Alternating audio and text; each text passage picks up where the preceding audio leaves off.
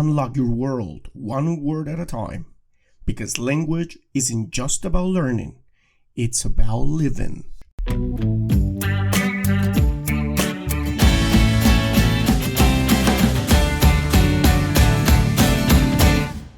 Let's get started.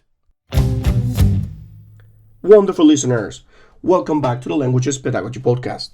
Today we're diving into a fascinating, complex, and deeply human linguistic phenomenon, code switching. The art of seamlessly navigating between two or more languages in conversation. If you've ever found yourself speaking one language, but slipping into another mid-sentence, or maybe even mixing both languages in a single thought, you've experienced code switching. It's something bilinguals and multilinguals do naturally, often without realizing it. But why do we code switch? Is it a sign of a linguistic proficiency or confusion? How does it shape identity, relationships, and even power dynamics in society? Today we're going to dig deep into these questions and so much more. By the end of this episode, you'll not only understand the mechanics of code switching, but also its cultural, social, and psychological implications.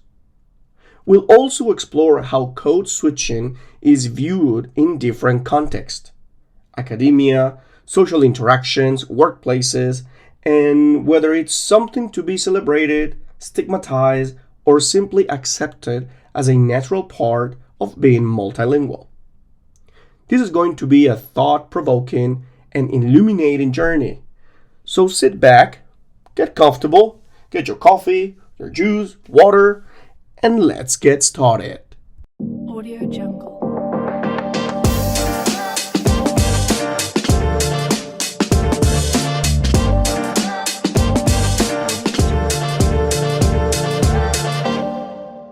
So let's start with the basics. What is code switching? Well, in the simplest terms, code switching refers to the practice of alternating between two or more languages, or dialects, during a conversation. This could mean switching languages mid-sentence, mid-phrase, or even just inserting a single word from another language into your speech. For example, I was walking down the street cuando de repente I saw my friend from school. That sentence switches from English to Spanish and back effortlessly. But here's where it gets interesting. Code switching isn't random. It follows patterns, unwritten rules, and often serves very specific purposes. So, why do people code switch? There are several reasons, and they are all deeply rooted in identity, context, and communication goals. First, code switching is often contextual. Imagine you're talking to a family member who speaks the same two languages as you. You might switch to your shared native language to express affection, convey cultural nuances, or simply because it feels more natural. But in a professional setting, you might stick to just one language to maintain formality or clarity.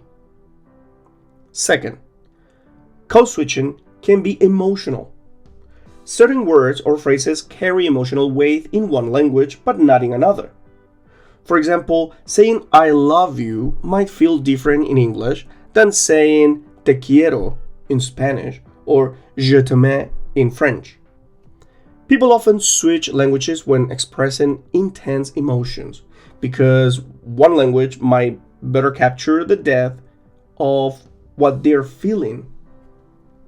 Then there's the practical side of code switching.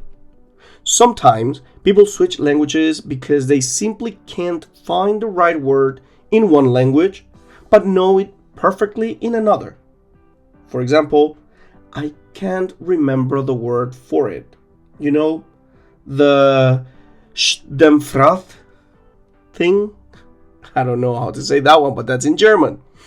Here the speaker borrows the German word that I just pronounced because there isn't an exact equivalent in English.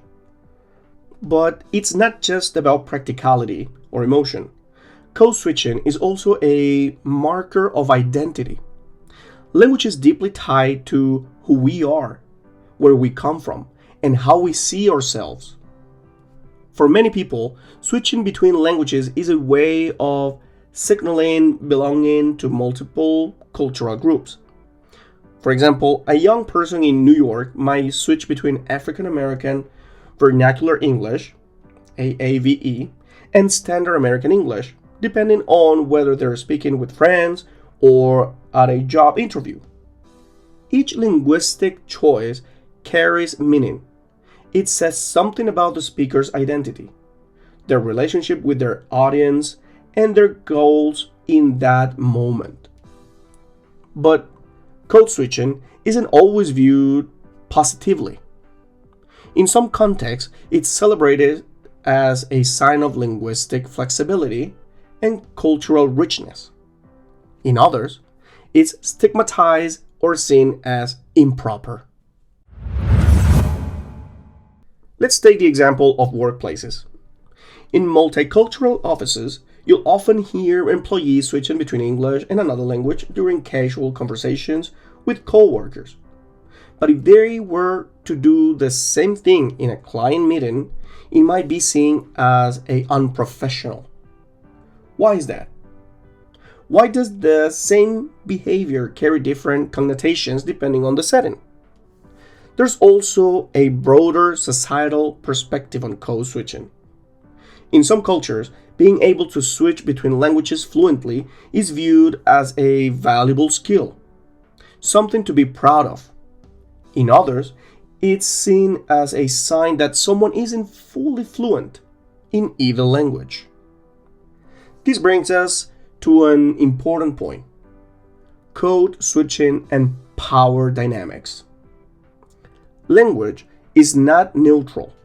It's tied to power, privilege, and status. In many societies, one language is considered more prestigious than other. For example, in former colonies, there's often a power dynamic between the colonial language, for example, English, French, or Portuguese, and local languages. When someone switches from their native language to a colonial language in a formal setting, it's not just a linguistic choice. It's often a survival strategy. They might be trying to gain respect, avoid discrimination, or simply be taken seriously. But here's the thing: code switching isn't always conscious.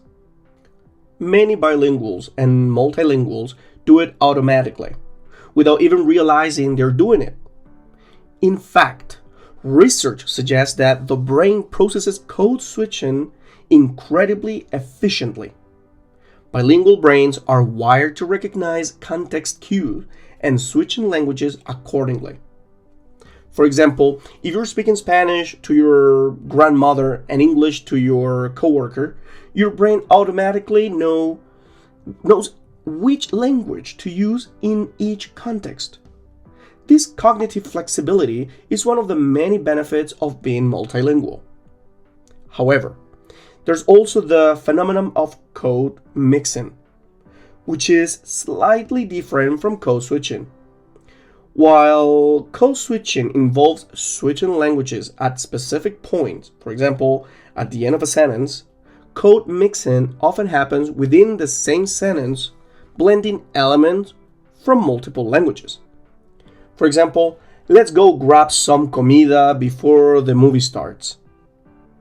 Code mixing often occurs in communities where two languages are used interchangeably in daily life, such as Spanglish in the United States or Hinglish in India. Both code switching and code mixing highlight something important. Language is fluid. It's not a rigid structure. It's a living, evolving tool that adapts to our needs, our identities, and our environment. As we approach the final stretch of today's episode, let's address the practical side of code switching. How can we, as language learners and teachers, approach this phenomenon? First, we need to embrace it. Code switching isn't a problem to be fixed. It's a natural part of being bilingual or multilingual. Educators should create safe spaces where students feel comfortable switching languages without fear of judgment. Second, we need to recognize the value of code switching. It's not a sign of weakness. It is a sign of strength.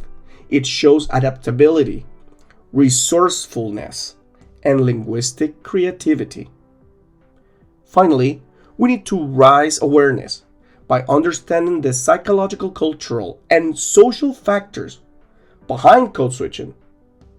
We can challenge negative stereotypes and celebrate the beauty of linguistic diversity. Language is more than just a tool for communication. It's a reflection of who we are, where we come from, and how we see the world.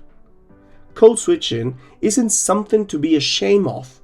It's something to be proud of. And wait up a second. Before heading to the final part of this episode, I just want to remind you that new episodes drop every Monday and Friday. So make sure to tune in weekly for your dose of thought-provoking conversation. You can also find our show on Apple Podcasts, Spotify, and YouTube. And don't forget to pay a visit to our website, MikeEnglishOnline.com, where you will find tons of resources for your daily learning or teaching. If you want, you can also leave a comment here in the comment section. Tell us what you think about this episode or give us more ideas. What would you like me to discuss about? Don't forget to subscribe, rate, and follow us for more.